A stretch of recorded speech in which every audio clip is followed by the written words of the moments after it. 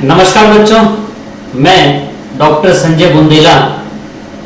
आज बच्चों हम एक नया अध्याय प्रारंभ करेंगे जिसका नाम है राष्ट्रपति, प्रेसिडेंट। राष्ट्रपति का नाम आते ही बच्चों एक हमारे मन में एक नई बात उभर कर आती है कि राष्ट्र का पति अर्थात जिसके पास में अनेकों शक्तियां हैं।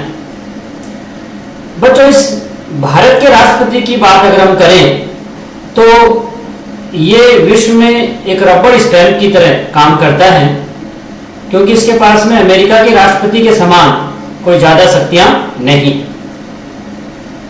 इस अध्याय का उद्देश्य क्या है? सबसे पहले बात बच्चों हम इसकी करें। सबसे पहला इसका उद्देश्य है राष्ट्रपति के संवैधानिक पद की गरिमा को बताना। दूसरा, राष्ट्रपति की शक्तियों से अवगत कराना कि कौन कौन सी उसके पास में शक्तियां हैं। तीसरा, राष्ट्रपति की स्थिति क्या है उसको बताना। और नाममात्र और वास्तविक कार्यपालिका, इसके मध्य अंतर क्या है, इस चीज को स्पष्ट भी करना। अगर हम प्रस्तावना की बात करें तो राष्ट्रपति शासन की शक्तियों का वास्तविक उपभोक्ता नहीं, क्योंकि प्रधानमंत्री इसका उपयोग करता है। यह राष्ट्र का प्रतीक है और रबर स्टैंप की तरह माना गया है। मंत्री परिषद के द्वारा लिए गए निर्णयों को यह अपने हस्ताक्षर से प्रमाणित भी करता है।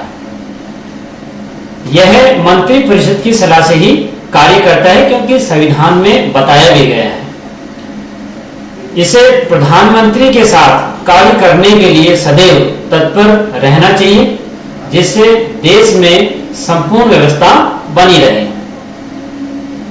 शासन और राष्ट्र प्रधान, इससे क्या तात्पर्य है? अगर इसकी बात करें तो शासन तथा राष्ट्र प्रधान में दोनों में कहीं न कहीं अंतर है।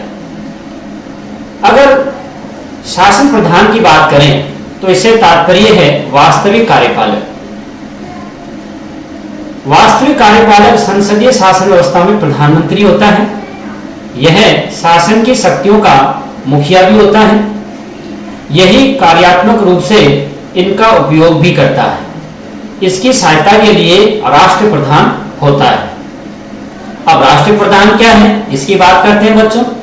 तो राष्ट्र प्रधान से तात्पर्य है राष्ट्र का प्रतीक। यह देश का राष्ट्रपति होता है और संविधान का भी अध्यक्ष होता है, अर्थात उसका प्रहरी होता है।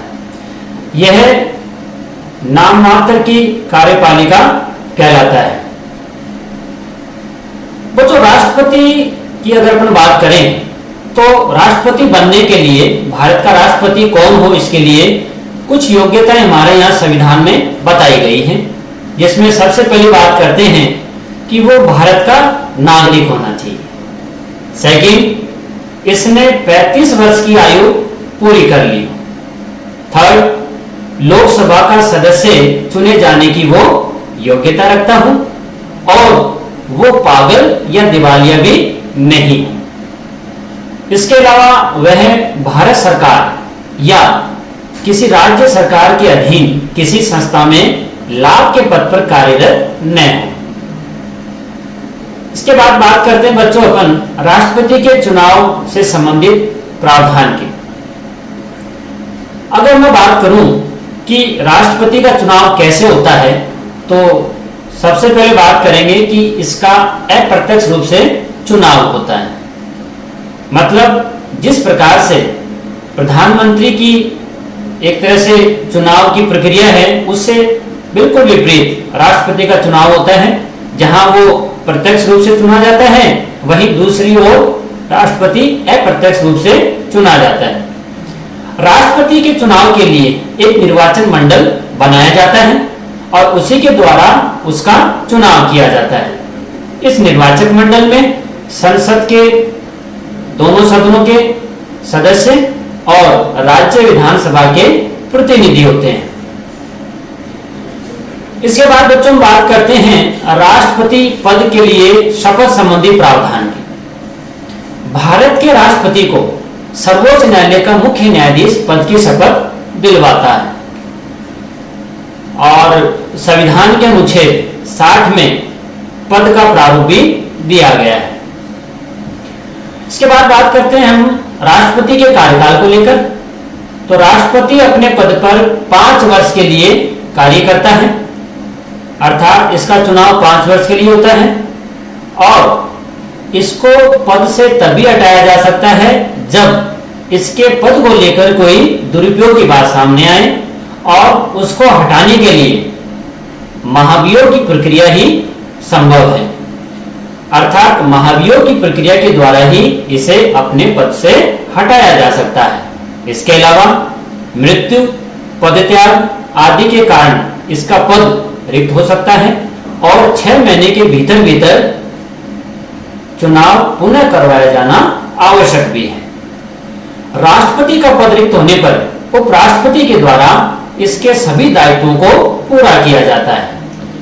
अच्छा बच्चों, कार्यकाल 5 वर्ष का तो इसका है ही। अगर ये पहले अपने पद से हटता है तो जैसा कि मैंने आपको बताया था, महाभियोग की प्रक्रिया जो कि कहां चलती है, संसद में, और जो कि बड़ी ही जटिल होती है।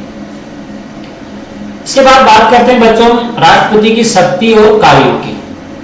तो मैं आपको बता दूं कि राष्ट्रपति की जो शक्तियां हैं वो इसके पास में अनेकों हैं, जिसमें सबसे पहली है कार्यपालिका संबंधित शक्तियां। इस कार्यपालिका शक्तियों के संबंध में हम कुछ पॉइंट्स देखेंगे, जिसमें सबसे पहली बात है प्रधानमंत्री की ये नियुक्ति करता है। मतलब जब चुनाव होते हैं, चुनाव के बाद में सभी दल के सदस्य और सभी दल के सदस्यों में जो बहुमत लेके आता है वो दल क्या करता है, अपने में से ही एक अपने नेता का चुनाव करता है जो कि प्रधानमंत्री कहलाता है और उसकी नियुक्ति जो है कौन करेगा, राष्ट्रपति करेगा। प्रधानमंत्री जब नियुक्त हो जाता है तो उसकी सलाह पर मंत्री परिषद को चुना जाता है और फिर राष्ट्रपति क्या करता है, उस मंत्री परिषद के सदस्यों को शपथ भी दिलाता है। इसके अलावा प्रधानमंत्री की सलाह पर राष्ट्रपति क्या करता है कि जो राष्ट्र के जो शीर्ष पद हैं उस पर जो अधिकारी हैं, जैसे राज्यपाल, न्यायाधीश, विभिन्न आयोगों के अध्यक्ष और सदस्य, इन सभी की नियुक्ति भी राष्ट्रपति के द्वारा ही की जाती है।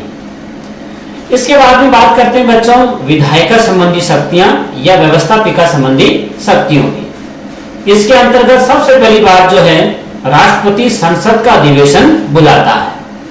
इसके अलावा लोकसभा को भंग कर सकता है, फिर विधेयकों पर ये हस्ताक्षर करता है, क्योंकि बच्चों विधेयक पर हस्ताक्षर इसके होने के बाद ही वह कानून का रूप ले पाता है। इसके बाद में लोकसभा और राज्यसभा के सदस्यों को ये मनोनीत भी करता है। इसके अलावा इसे वीटो पावर प्राप्त है बच्चों, और आवश्यकता पड़ने पर यह अध्यादेश भी जारी कर सकता है। बच्चों, अगर आप इस राष्ट्रपति वाले अध्याय का ज्यादा अध्ययन करना चाहते हैं तो इसके लिए कुछ पुस्तक हैं, जिसमें सबसे पहले सुरेंद्र कटारिया जी की है, नाम जिसका भारत में लोक प्रशासन, और इसके अलावा दूसरी है अवस्थी अनवस्थी की लोक प्रशासन। धन्यवाद बच्चों, आज के लिए इतना ही।